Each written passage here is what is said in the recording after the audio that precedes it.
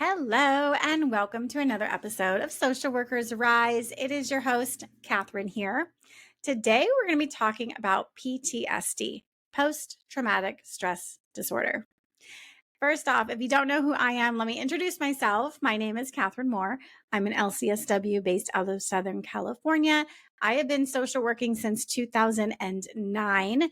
Currently, I am a mental health therapist, podcaster, course creator, speaker, and author. I like to stay busy. And today we're going to be talking about a topic that is near and dear to my heart. If I can do some personal disclosure to you, I did experience PTSD back in the day when I was 16 years old. So when I was 16, my home in Southern California burned down in a wildfire. And this was a really horrific, terrible experience. It's taken me a long time to cope with this and to heal. But now, thankfully, I am, I don't want to say over it, but it doesn't affect me as strongly as it did before. It affected me for a long time, maybe 10 years after the original fire, which happened when I was 16. I would experience nightmares, flashbacks. I would get, it got to a point where I started getting like panic attacks, anxiety attacks. My trigger would be anytime that there would be smoke in the air. So not just a fire like a campfire or something, but whenever there would be other wildfires in the area, which in Southern California, this happens multiple times a year. And so at first it was really upsetting and it was a struggle because if I'd be driving down the freeway and there would be smoke in the air, I could smell it, it would trigger this immense, intense flashback to where all of the emotions from the fire, the grief, the anger, the sadness, the loss, the hopelessness, all of these would come back on me in like a split second, and I would lose my mind and I would just start crying. I would just like spiral into this grief response. And it was debilitating to the point where I couldn't drive. Luckily, it was just around fires. So I really made sure I avoided any kind of wildfire. If there was a brush fire going on the freeway, I would take a different freeway. But sometimes it would just happen unexpectedly. And I would have to call somebody close to me and say, hey, I just need you to talk to me. I'm freaking out right now. I'm on the freeway. I can't stop. And there's this fire. And I would just be in a panicked mode. And I would just need somebody to kind of talk me off the ledge. And after, I don't know, a few minutes, 5 minutes, I'd be okay and kind of re-regulate it again. But it really was impactful on me and my coping. And for those around me too. They kind of felt helpless and they didn't know what to do, but they did great. So I'm blessed to be on the other side of that now. It's been long time now. And I can confidently share this with you. And I hope that my story kind of brings to light these symptoms that you may be seeing in other people, or I don't know, even for yourself. I hope not. But if it is, just know that you are by no means alone in this. PTSD actually affects about 6% of the US population at some point in their lives. Approximately 12 million adults experience PTSD in a given year. And fun fact about being a woman, we are twice as likely as men to develop PTSD. So while trauma is common, not everyone develops PTSD in response to a traumatic situation. About 1 in 3 people exposed to trauma may develop this disorder. And I saw this a lot with my classmates. So I was 16 and not the only one who lost their house. It was a massive, massive loss. Hundreds of homes were lost. And I saw that some kids who went through the fire, and I connected with them years later, they were fine. and they didn't have any symptoms of PTSD, but lucky me, I did. And so it just goes to show that just because someone may be going through the same event together, it doesn't mean that everybody's going to develop PTSD. And it also doesn't reduce their symptoms. So a lot of times people might say, oh, yeah, I went through that. I didn't get PTSD. They're just making it up, right? Just because one person doesn't get PTSD, it doesn't mean that the other people are wrong or they're making it up or there's something wrong with them, right? So something to keep in mind, and to be sensitive to the fact, because whenever I would hear someone say something like that, like, oh, well, yeah, I lost my house in the fire, I was fine. It kind of just signals to me, like, what am I being so dramatic for? And it was invalidating and gaslighting, and it didn't make me feel seen or heard or appreciated, or it definitely wasn't a safe space for me to be able to share my experiences, because that door was just automatically shut, right? So keeping that in mind, if you yourself have been through something that maybe your client has, you do not say, oh yeah, I went through that and I was fine. You'll be fine. That is not what they want to hear, right? They want to be approached with empathy and curiosity. Help me understand what it is that you're going through. So to define PTSD, the DSM says it's a psychiatric disorder that can occur in people who have experienced or witnessed a traumatic event. So the key being with this is PTSD is generally from one specific event, and that is important because I'll get to it in a little bit. So the key symptoms that you're going to, that people may be experiencing is intrusive thoughts, flashbacks, nightmares. They find it hard to control these thoughts. They find it hard to control the flashbacks. Like for me, I couldn't predict, well, I could predict a little bit if there was a wildfire, but sometimes you can't predict when this flashback is going to come because it can be triggered so fast and you can't control it. I couldn't just think of something else because it was so strong. Other symptom, avoidance of the trigger, avoidance of anything that may remind you of that event. Negative changes in your mood or your thinking. You may experience hyper arousal or reactivity. For example, for me, I had like super sensitive spidey senses to anything that might be a wildfire. It was like became my superpower. I could just walk outside and smell and be like, oh my gosh, there's a wildfire in the distance. So it was a really, really sensitive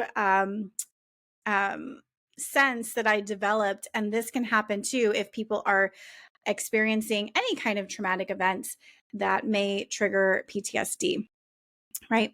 So PTSD symptoms, in order for it to become classified as PTSD, these symptoms must be ongoing for more than a month and cause significant distress or impairment in their social lives, in their work lives, or other important areas of functioning, right?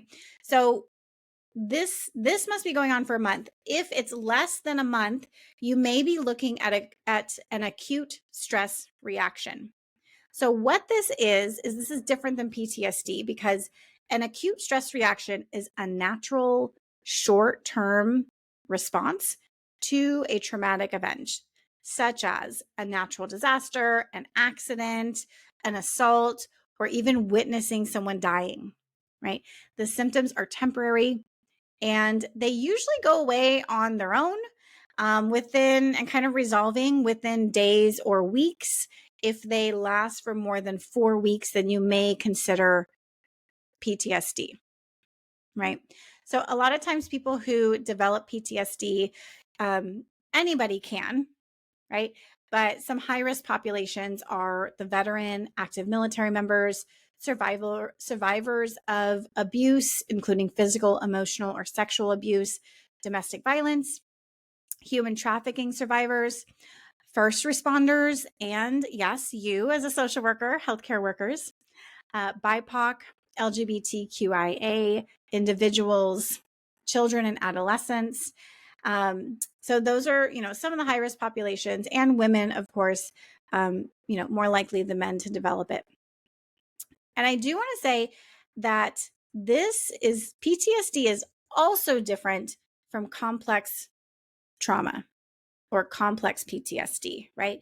So I mentioned earlier that PTSD is due from one event, right? And of course, you can have more than one event occur, but it's essentially you can kind of like remember like, oh, okay, this event happened and now these things are happening, right? But there's a concept called complex PTSD, which results from prolonged trauma, especially in your childhood. And this can develop from repeated, prolonged, and a lot of times just personal trauma, including child abuse, domestic violence, witnessing or experiencing domestic violence, living in a war zone, or being held captive. And these have long-term effects. So this is especially applicable to you as a social worker if you yourself were exposed to any kind of adverse childhood experiences, abuse, or if your clients have a history of abuse or witnessing domestic violence in their home. This is where this comes in, right? So there's going to be the long-term effects of emotional dysregulation, meaning you have difficulty managing your emotions, you have intense mood swings, or the opposite, that you're just feeling emotionally numb, you just suppress your emotions, and you don't know what you're feeling. You don't really feel anything. Another effect may be a negative self-concept, meaning that you have feelings of worthlessness, you hold shame or guilt, or you just believe that you're just inherently flawed, that it's hard to love, that you're hard to love, that it's hard to love yourself. So how can other people love you too? This can make relationships very difficult. It creates problems with trust. It makes intimacy be a struggle. And it really makes it a challenge to form healthy relationships. And last, this could also include the symptom of disassociation, right? So the feeling that you are detached from yourself or from the world. You could have memory gaps. You can feel as if you are outside of your body. This can be sometimes if you zone out and you're just kind of like just not there, or even like you're watching yourself from outside as if you're watching a movie. Right. So this is from complex PTSD. And this is where we're experiencing prolonged, like months and years of some sort of traumatic event. All right. So there are a lot of really effective treatment options that are out there. Some of the most effective and well-known ones include EMDR, which is eye movement desensitization and reprocessing. That's a mouthful. I really like this modality. I am not myself qualified to do this. You have to go through a whole training program, but it is immensely, immensely helpful. I've heard only good things about this. And the really cool thing about this particular modality is that people don't necessarily have to say the trauma out loud. They don't have to talk through it. And this can be effective in just helping the person have less of an emotional response to the trauma, right? So, for example, back when I was younger, if I had gone through EMDR, maybe my results would have been, yes, you can see and smell a wildfire and see the smoke, but you're not going to freak out while you're driving and start crying all over the place, right? Instead, maybe it would just be lowered to, okay, here's a fire, I'm feeling a little bit anxious, and it's okay, I'm safe now, right? It's really an amazing modality. So EMDR, also too, if you are looking for a specialization and you're considering something within trauma, this is a really lucrative specialization to have because I mean, I don't know how much money I would have paid to not freak out on the freeway. And same thing for other people, right? Sometimes the trauma responses are so intense that they're impacting their relationships, they're impacting their ability to have a job, they're impacting their ability to drive. Like it's so overwhelming that yes, this will be a lucrative area for you. And job security, there's always going to be a need for people who are specialized in these modalities. So moving on from EMDR, trauma-focused cognitive behavioral therapy is another effective way, cognitive processing therapy, and prolonged exposure therapy.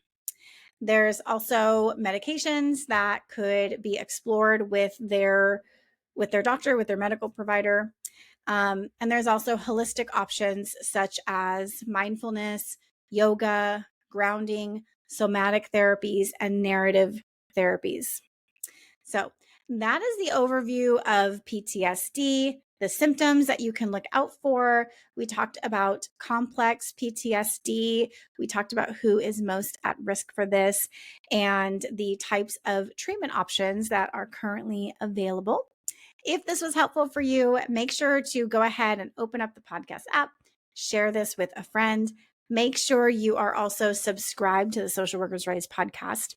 And if you are going into the area of clinical social work and you're just getting started, maybe you're new to the field, maybe you're in your grad school program, or you just graduated with your master's or your bachelor's and you're looking for a clinical role, but you're not feeling quite so confident in your clinical skills, you need more support and help around assessment, around documentation, around how to do CBT, cognitive behavioral therapy, around how to do other interventions such as mindfulness, genograms, and how to do a safety plan and terminate with your clients, then I highly, highly recommend investing in the Clinical Essentials for the Future Therapist course.